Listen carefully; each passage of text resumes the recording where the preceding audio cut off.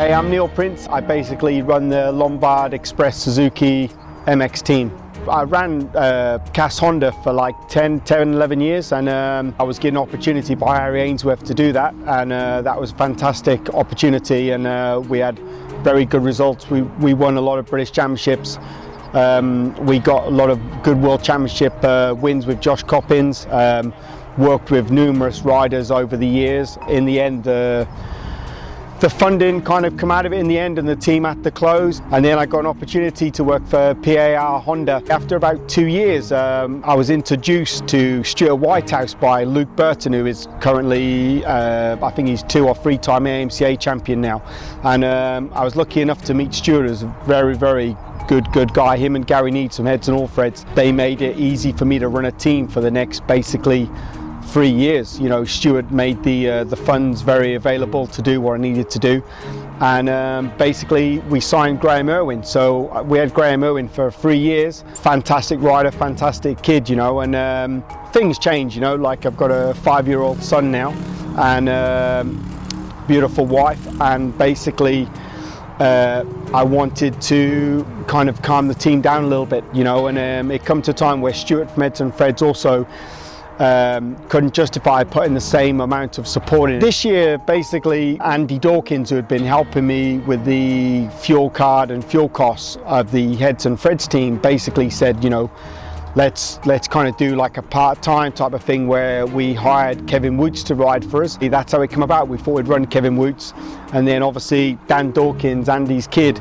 rides the AMCA, and Morgan does the 85 class. That was the stepping stone of the 3 riders we've got to today. We were unfortunate the first British Championship that Kevin was coming off quite a big knee operation to start the season. He had the ACL done in his leg, which took a long time. Kevin had roughly, I would say, a good month's worth of riding, which wasn't enough. So he went to Culham, and unfortunately in the very first race he got a very bad start, was coming through the pack and got wiped out by Jordan Duval. That ruined our day basically. We couldn't get the bike fixed in time for the second race. It was quite a big knock on the bike, and we realised a problem with the radiator before the second race, which kind of hampered our day. After Culham, Kevin got an MRI scan on his shoulder. He said his shoulder was hurting, and they found he had a hernia in between 5 and 6 vertebrae in between his shoulder blades, which kind of mean again need an operation, and he's physically just started to ride again now. So that gave me the call up to get Neville back on the team, who, you know, basically he said many times he's retired this year, but Neville knows he needs a good bike, a good people behind him to go racing.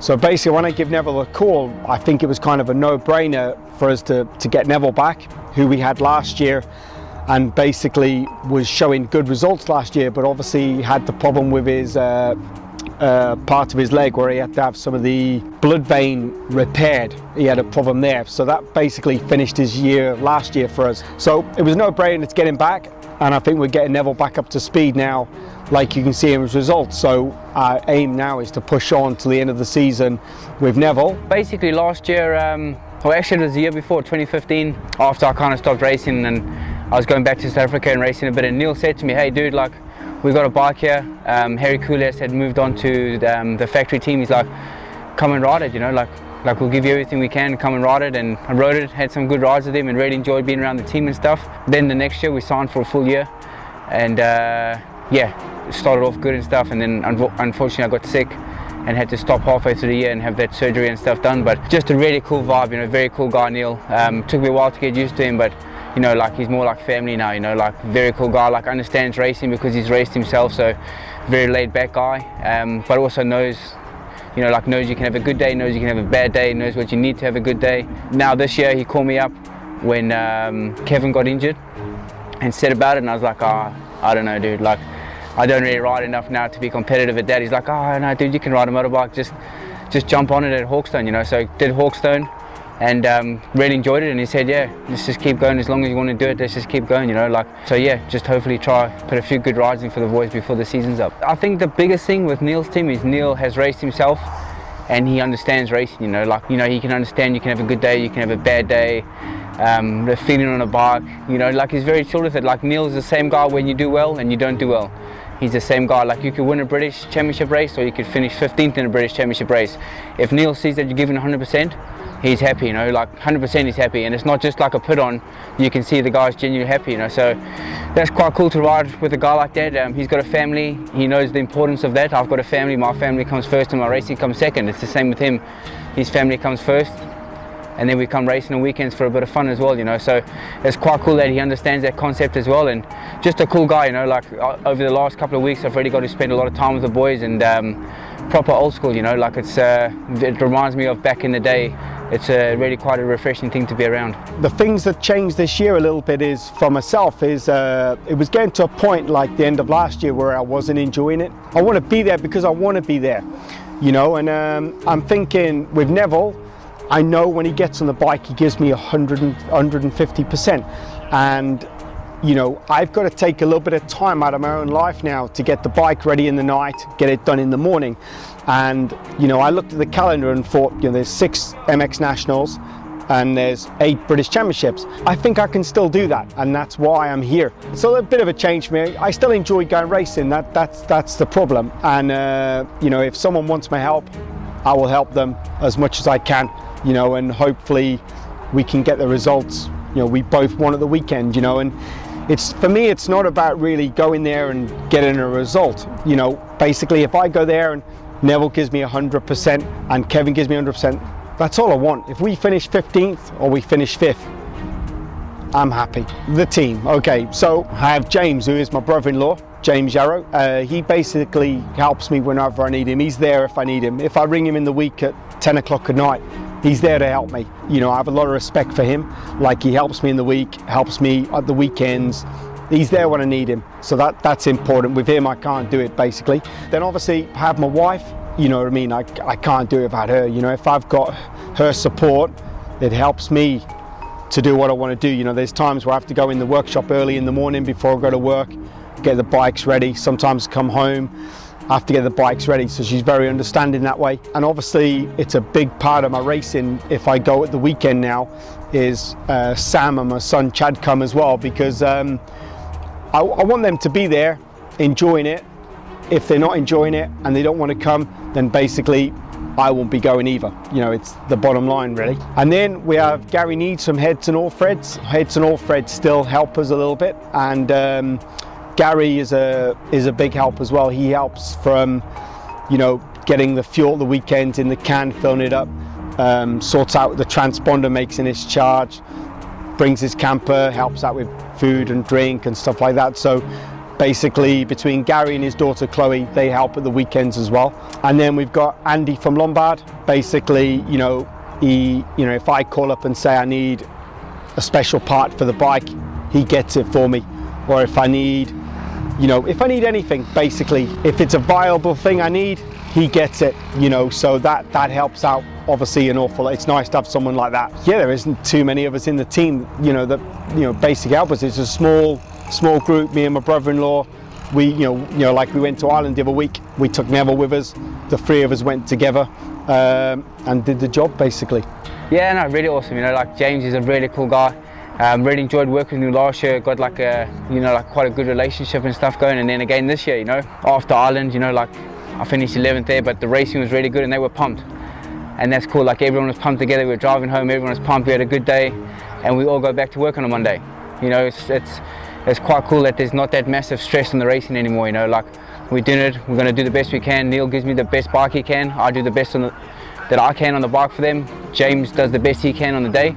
And then we all go back to our normal jobs on a Monday. So that part's really cool. But yeah, as you say, James is cool, you know, like, he rides himself as well. We get the crack, and it's just like really just a bunch of lads hanging out on the weekend trying to get the best results we can.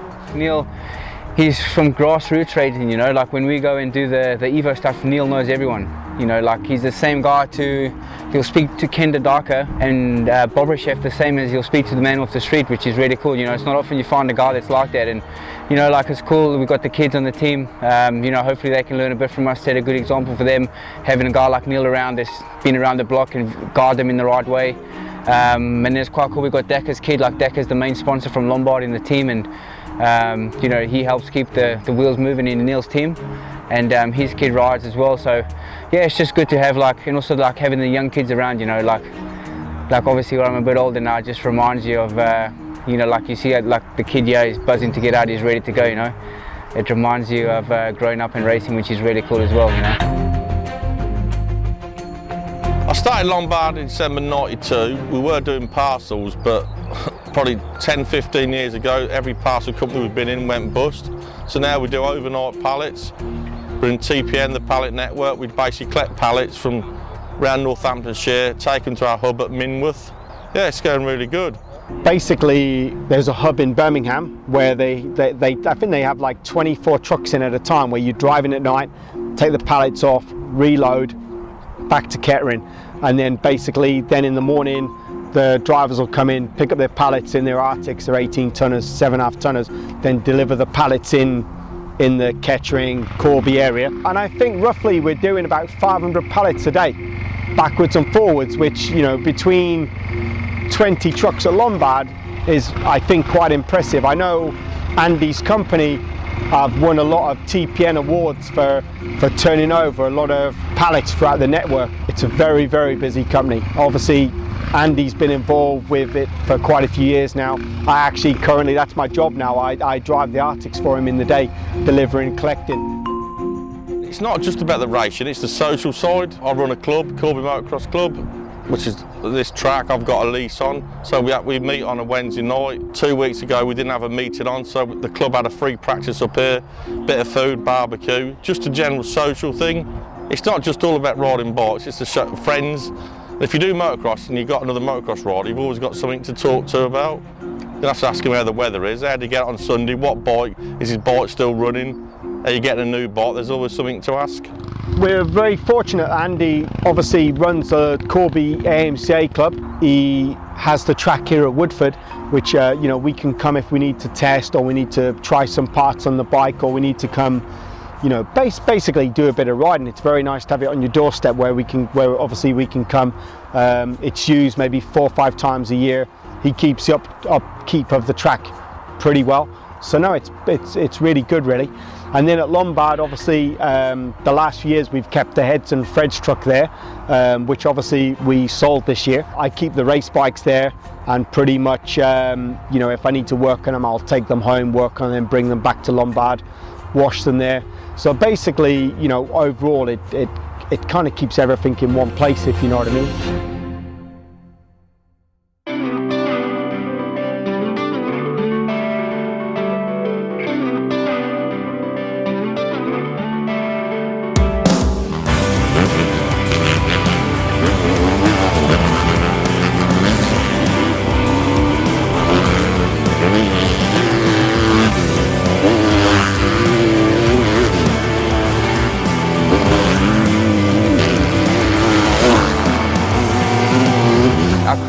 I've actually had a better year going out, you know, like I've raced 252 strokes, had an awesome time with Dad. I've done Evo racing on old bikes, had an awesome time with Dad. I'm racing 450s at some of the races, racing MX2. You know, I'm kind of just racing wherever I want, which is awesome. I'm going back to enjoying my riding. Like, you know, like obviously these next couple of weeks are going to be a bit different because I've put a little bit more in. At the start of the year, it's just, you know, riding like 2-3 times a month.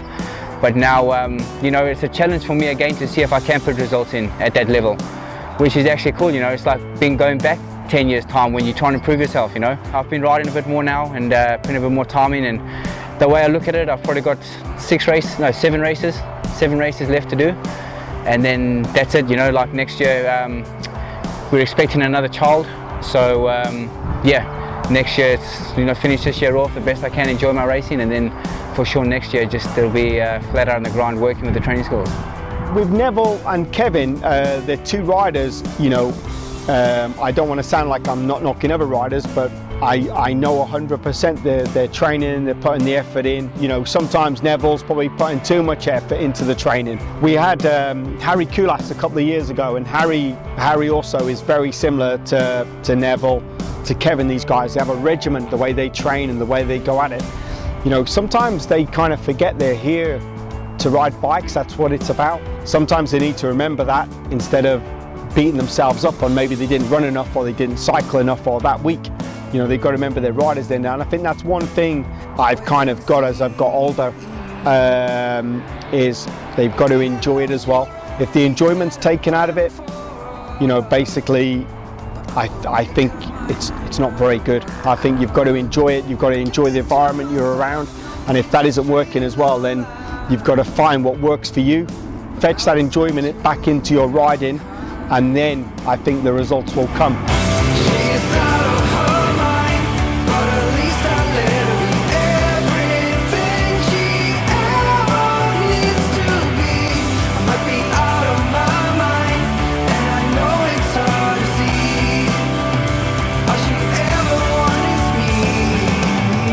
But also with results, you know, it's another thing I've found over the years is a lot of riders, they expect better results than what they get. And I'm a big believer in if you go there, you give 100% and you know you've given everything you can, and you're expecting, say, a top 5 and you've got a top 10, maybe you should just accept that's your result on that day and go home with that and try and improve for the next weekend instead of dragging that around with you for like a week, putting yourself down, or maybe, you know, I didn't do this enough or do that. You know, some days your expectations are not what they're going to be on the race day, and I think it's a big part of when you leave the track, leave that at the track and move on to the next time, really.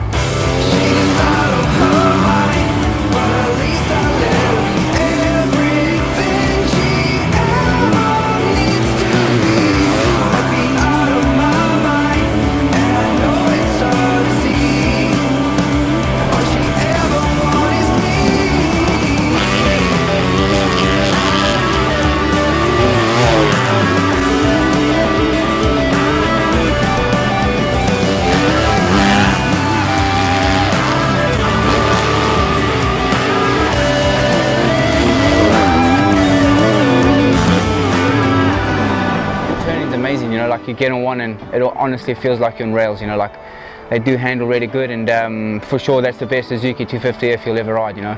Neil just constantly trying to make it better, and definitely even from last year when I was racing it last year, it's a big step forward from last year. You know, the boys have stepped up, they got some factory suspension on it this year which has made a massive difference, and still now Neil's working testing, you know, like he's constantly trying to make that bike better. I think he's kind of taken it as like his own little project, trying to make this 250F good, and you know, I think it's a good bike.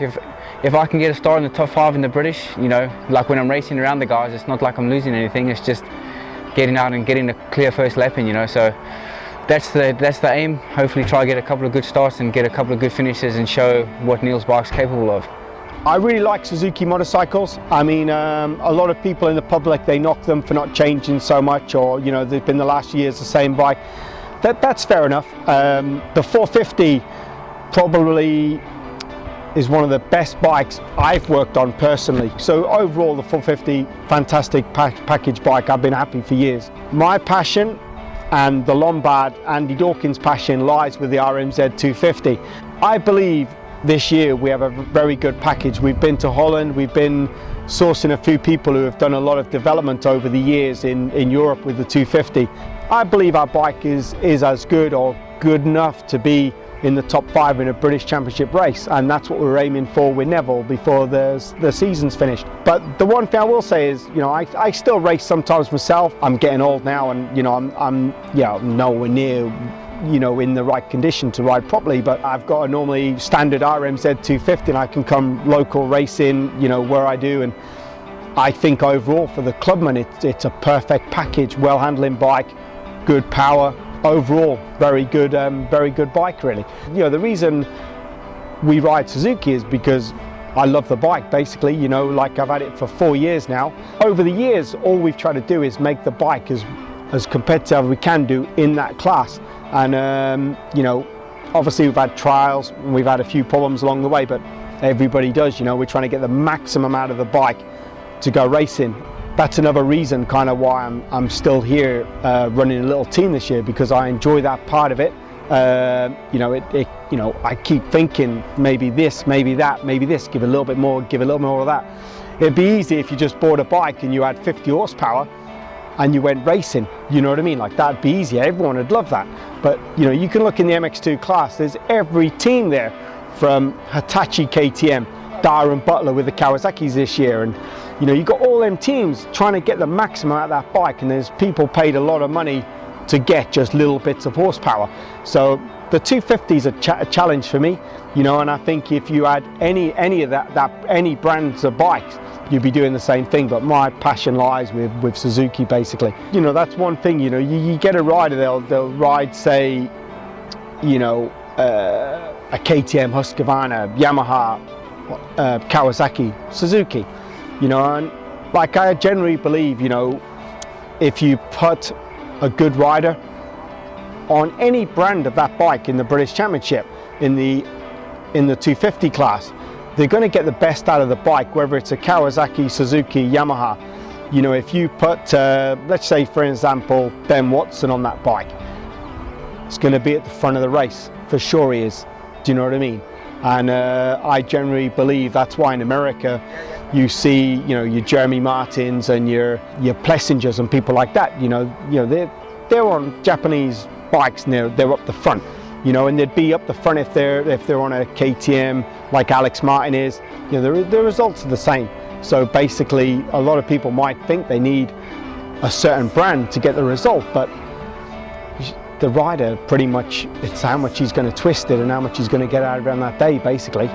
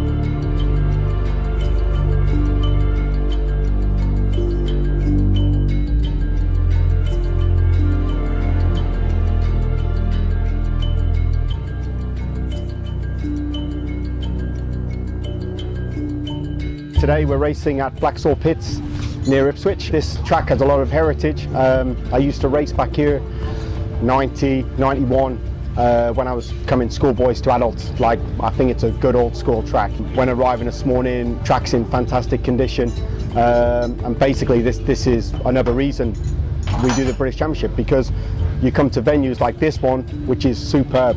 You know, I think it's old school. They do a superb job with the track. So, you know, why not? Let's go there and race, you know, and we're fortunate we've got Neville again for this weekend. Hopefully we can get some good results. Yeah, so we're here at Blacksall Pits, nice sunny day for it, which is cool. Always been a big fan of this track. Been racing here since I first came over in 04, and yeah, just looking forward to a good day's racing. It gets quite rough. And they always do a good job here, you know, and it always gets a good crowd, which is also pretty cool. With Neil and James helping out, you know, it just takes a lot of stress off of me, you know, they help out at the bike, you know, like if there's anything wrong they can sort it, like I'm not kind of trying to second guess it or anything like that, so that's really cool. And then also like they wash it and all that stuff for me, and I pretty much get off one onto the other and it's ready to go, you know, so, you know, big thanks to those guys. You know, I'm riding for them on the Suzuki and they don't have to help me on the two-stroke, but they do, which is, so fair play, thanks for that. The MX2 class is just so stacked, you know, like you could finish 6th in a moto or you could finish 15th in a moto and ride exactly the same, you know, so it's all about track position. And again, like as Neil said, as long as you put in a good effort. But you know, I really want to have one good moto, like 1 or 2 good motos before it's over. I think I'm going to do 2 or 3 more rounds before the season's up, and I'll be very disappointed if I end the season and don't have 1 or 2 good motos that I thought fair play, that was really cool, you know. So it's just 100% effort, get the best start I can and just, you know, race as hard as I can against the guys for the whole moto, and then you got to be happy with where you end up, really. Obviously MX2, you know, you have like 30 guys, pretty much they can be within 2 seconds. You know, you can be from first to 20th, there can be a 2-second gap, and actually if you count 2 seconds out, it's very, very small, and that's how close that class is. Nowadays, if you want to be top 10 in the British Championship, you've got to be at a high level physically, your bike's got to be in good condition, you've basically got to put a lot of work in the week to come and be competitive in a British Championship race. The team I'm running this year is very different. We're doing it this year where basically we turn up at the weekend, we bring a race bike that, you know, I believe is competitive enough to go in the top 10 in a British Championship race. But if I was doing it like I have the last few years before that, the commitment you have to give to riders to try and get good results is quite a lot. You know, and you can put all the work in the week, you can do all the testing you want, you can do as much as you want in the week. It comes down to Sunday morning basically when the gate drops, and as much as you do in the week, as much effort you put in, that can be over within basically a few seconds of one first corner. I would say if you're running two riders competitively in the British Championship MX2, MX1, and you're doing the rounds and you're doing the other series like the MX Nationals obviously and the Pirelli Nationals, like, it's a full-time job. It's very hard to do it like I'm doing it, unless you have your rider turn up at the weekend, ride your bike and go home. If you have to help him in the week and do all the work on the bike, you know, from changing brake pads, changing tyres, it's a full-time job. And I think most of the teams in the British Championship, they work a lot of hours just to get here. And some people don't understand how long it takes to come racing. It still takes me at least 4 mornings a week to get my bike ready, and then at least all day Saturday just to load the van, make sure I've got all the parts in to come racing. And we're kind of doing it part-time now. To be honest, me and James, we want to have the best result we can do, but like, to be honest, I went with Neville last weekend to the MX Nationals and he rode the 450, and to be honest, we had 7th overall, and that to me was a really good day. He rode 100% all day, was pushing all day. You could actually physically see it was there for the whole moto, and that's what we want to see today. You know, if we can get inside the top 10, we'll go home happy. You know, and I know if we can get off the start a little bit better, if we can get in the first corner top 5, then for sure Neville can hang in there. I'm pretty sure about that. With the level of riders here today, you really need to get a good start, because like I said, you know, you've got in the race probably a second can be 15 guys within a second per lap. So that gives you an indication of there's no guy going 5 seconds a lap quicker who's going to come through them guys and find the spaces to get by them. So the start is important, then hang in there for the race. So yeah, like I said before, we come here because we want to be here, and if we do the best we can, if we get 15th, we get 5th, we still go home happy.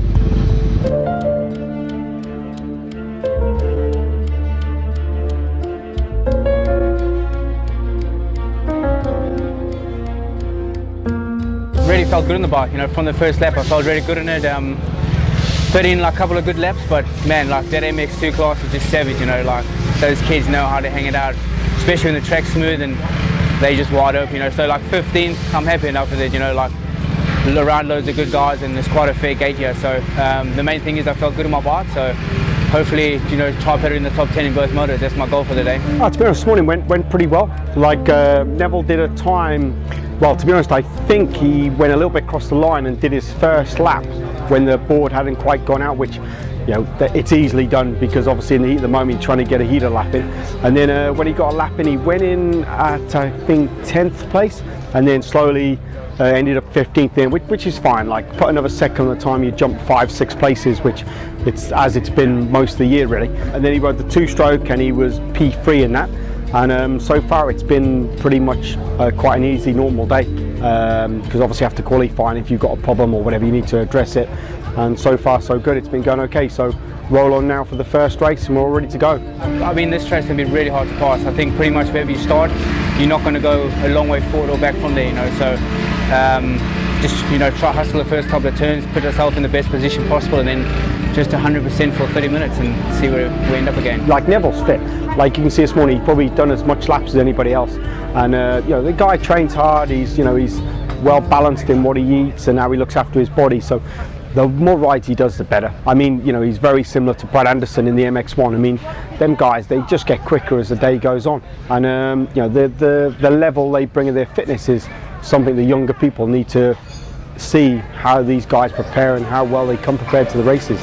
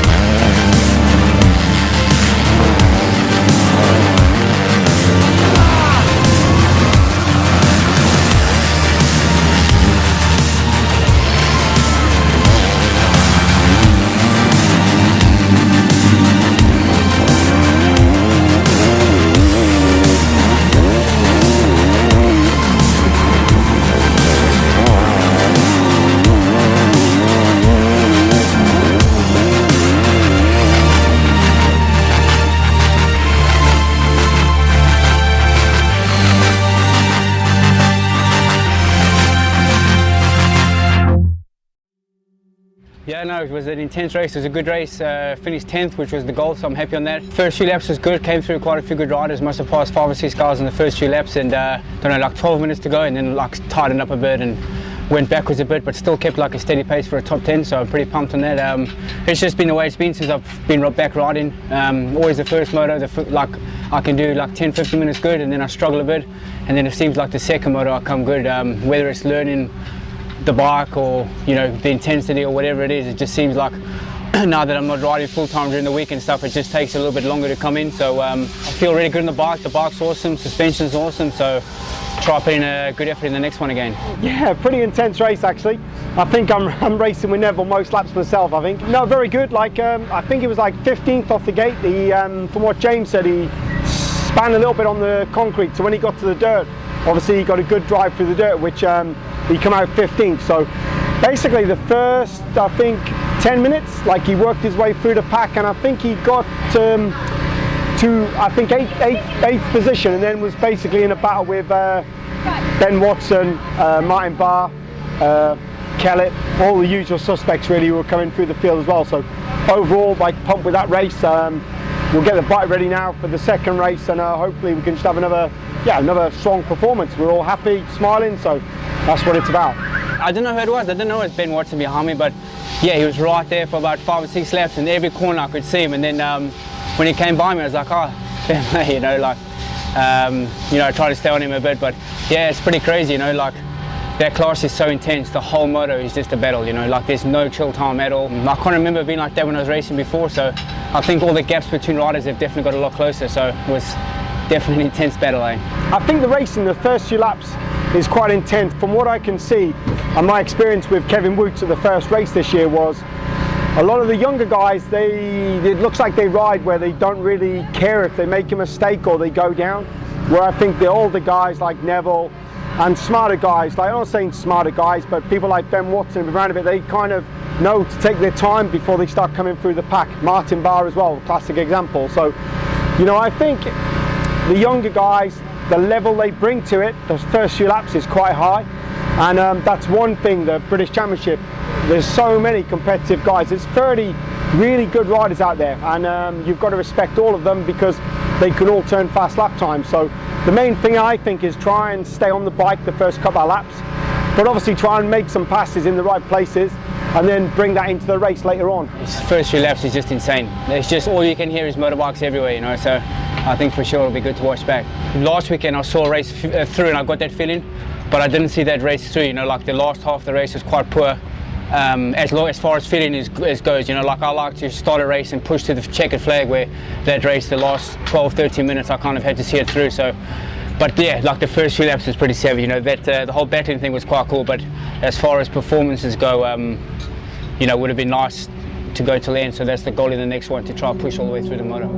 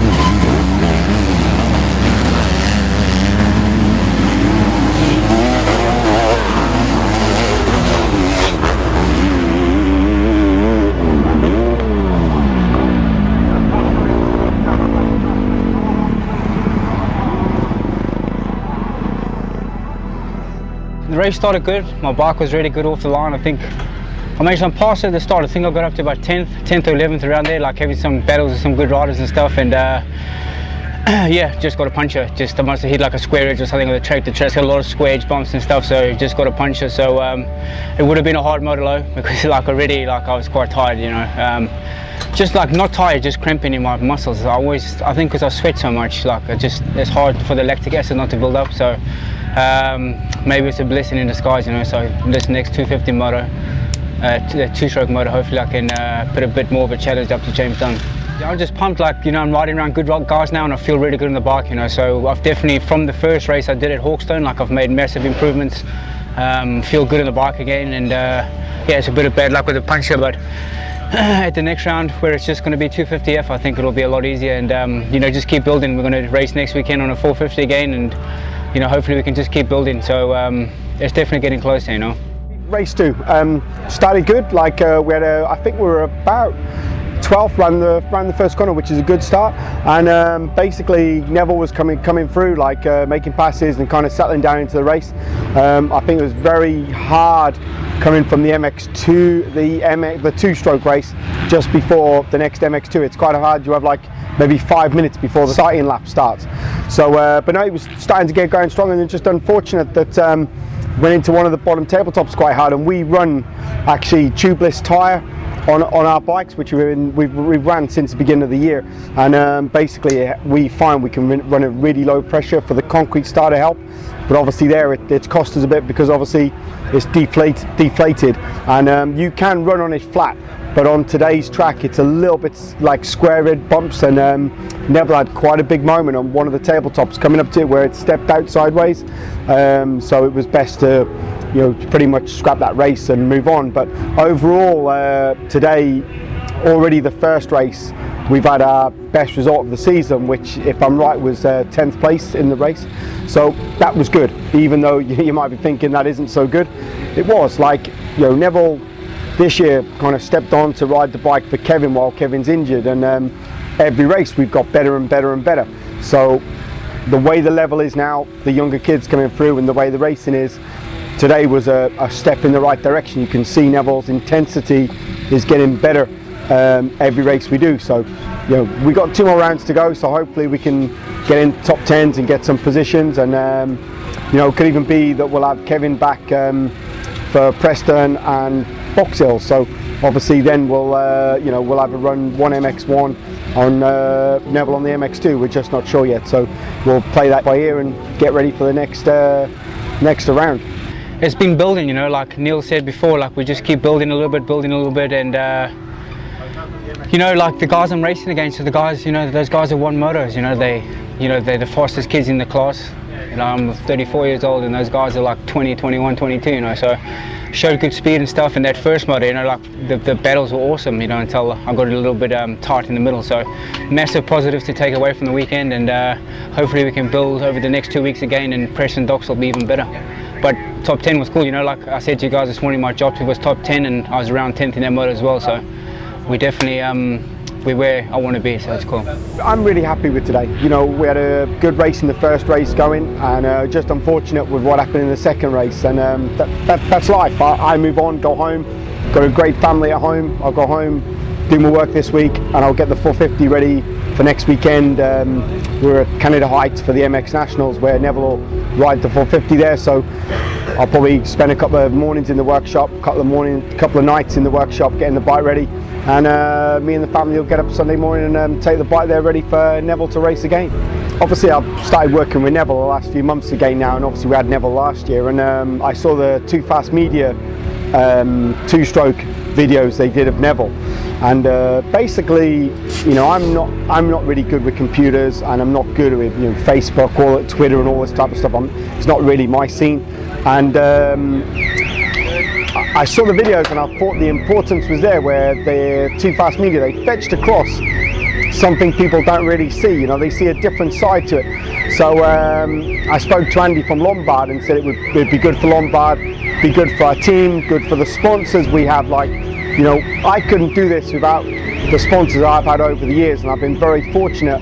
I've met nice people along the way. They've looked after me with sponsorship, from products to to financially helping to run the team, and you know, I've really made some really nice friends over the years, and I think this video kind of is to give something back, you know. And I'd like to, every logo you see on our bike, I wouldn't be here without them, and I think that's something I'm trying to get across, like you know, from Suzuki to Lombard to Heads and Freds, Stuart from Heads and Freds over the last few years, Alpine Stars, Michelin tyres, Pro Circuit exhaust pipes, Renthal bars, LR Design stickers, you know, RFX for clutch covers and clutch perches.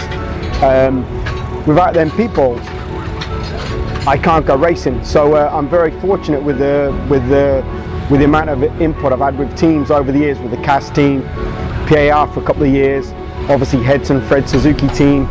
You know, without them people, it would not be possible. So, you know, it's a big thank you to all them people, and if I've missed anyone out, you know, I'm not the world's best at remembering stuff, but you know, you know who you are, you help us, and I really, really do appreciate that.